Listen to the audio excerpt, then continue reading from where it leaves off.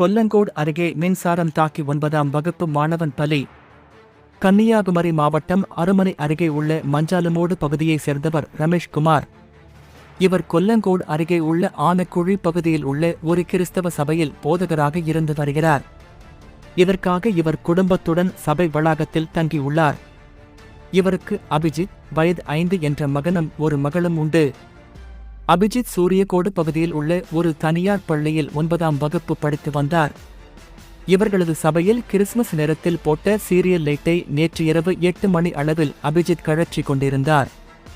அப்போது திடீரென அபிஜித் மீது மின்சாரம் பாய்ந்தது. இதில் மாணவன் அபிஜித் தூக்கி வீசப்பட்டான்.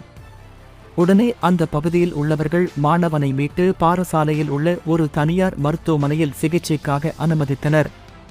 அங்கு பரிசோதித்த மருத்துவர் அபிஜித் ஏற்கனவே இறந்துவிட்டதாக கூறியுள்ளார். இது தகவல் அறிந்து கொல்லங்கோடு போலீசார் சம்பவ இடம் சென்று விசாரணை நடத்தி வருகின்றனர். மின்சாரம் தாக்கி 9ஆம் வகுப்பு மாணவன் பலியான சம்பவம் அப்பகுதியில் பெரும் சோகத்தை ஏற்படுத்தியுள்ளது.